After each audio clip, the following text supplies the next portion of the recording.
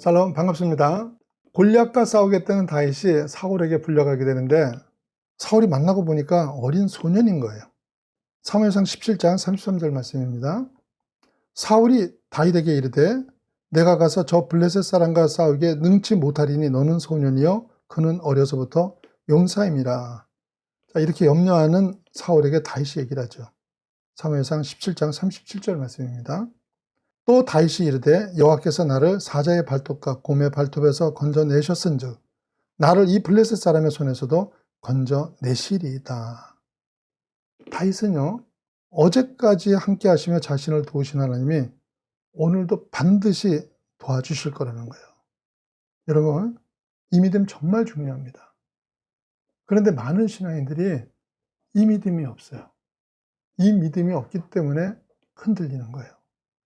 대부분의 신자는 하나님 도우신 경험들을 다 가지고 있습니다. 그렇기 때문에 과거에 경험한 하나님에 대한 믿음은 다들 분명히 있습니다. 그런데 문제는요, 그 하나님이 오늘도 도우실 것에 대한 믿음이 불명확한 거예요. 어떤 집사님의 남편이 운전을 하다가 심장마비가 일어나면서 사고가 났어요. 미국이 되니까 헬리콥터까지 동원이 돼가지고 이미 숨이 끊어졌던 남편을 하나님이 살리셨어요. 그래서 그 하나님이 살리신 것을 은혜스럽게 간증을 하셨습니다. 그런데 그 뒤가 문제예요. 이 남편이 정상적인 생활을 할 수가 없으니까 직장을 그만둘 수밖에 없었는데요. 그때부터 한숨이요 원망의 신앙생활을 하는 거예요. 간증의 끝이 어떻게 된 거예요? 간증의 끝이 실패고 원망이 된 겁니다. 조금만 생각해 보세요. 죽을 수밖에 없던 남편을 기적적으로 구하시는 하나님을 믿고 간증을 했다 그러면요, 왜 그 하나님께서 남편과 자신의 내일도 책임져 주실 걸 못 믿는 거예요. 어제의 하나님이 오늘 나의 하나님이시고 내일 또한 동일한 그 하나님이 내 하나님이시다는 거, 이거 믿으셔야 됩니다. 다윗은 그 믿음이 분명했기 때문에 이스라엘을 모독하는 골리앗하고 싸우겠다고 나선 거예요. 사울은 인간적인 판단으로 염려가 됐겠죠. 그렇지만요, 사울은 다른 판단이 없기 때문에 다윗한테라도 기대를 걸어보죠. 사무엘상 17장 37절 말씀입니다. 사울이 다윗에게 이르되 가라, 여호와께서 너와 함께 계시기를 원하노라. 그리고는 싸움터에 나가는 다윗에 대한 최선의 배려로 17장 38절 말씀입니다. 이에 사울이 자기 군복을 다윗에게 입히고 노투구를 그의 머리에 씌우고 또 그에게 갑옷을 입히매. 자신의 갑옷과 칼을 줬죠. 그렇지만 다윗은 39절과 40절 말씀입니다. 다윗이 칼을 군복 위에 차고는 익숙지 못하므로 시험적으로 걸어보다가 사울에게 고하되 익숙지 못하니 이것을 입고 가지 못하겠나이다 하고 곧 벗고 손에 막대기를 가지고 시내에서 매끄러운 돌 5을 골라서 자기 목자의 제구 곧 주머니에 넣고 손에 물매를 가지고 블레셋 사람에게로 나가니라.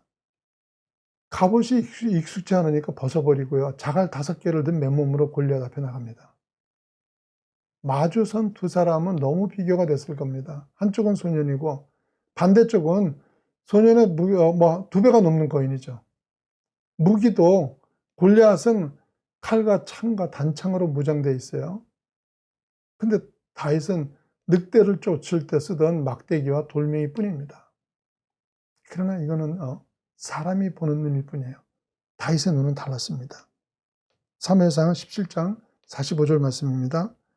다윗이 블레셋 사람에게 이르되 너는 칼과 창과 단창으로 내게 나오거냐?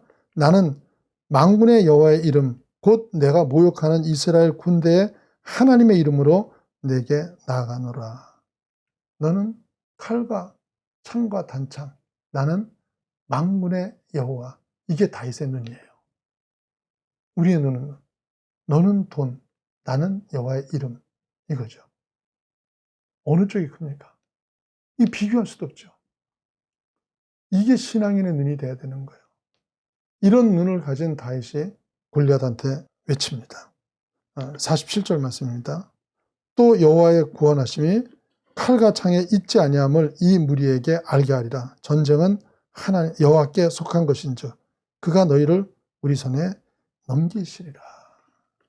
하나님의 구원하심은요, 여러분, 칼과 창에 있지 않습니다. 단지 하나님이 내 편이시면 됩니다. 하나님이 어떤 분이세요? 천지 만물을 지으시고 모든 생명의 주인 되시면서 오늘도 세상의 모든 일을 주관하시는 그분이세요. 그 하나님께서요, 십자가에 목숨까지 내놓고 내 편이 돼주신 거예요. 여러분 이래요. 연약한 사람이라도요, 그 목숨을 내놓고 하는 일은 무서운 힘을 가지게 됩니다. 그런데 전지전능하신 하나님이 자기 목숨을 내놓고 내 편이 되어주실 때 내가 누구를 두려워하겠어요?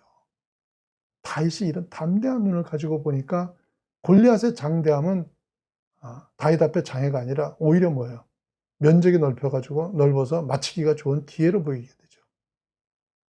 그런데 많은 신앙인이 하나님 대신요, 다윗이 마다한 무기요, 즉 돈과 배경과 실력을 들고서 골리앗 같은 거대한 세상을 이기려고 합니다.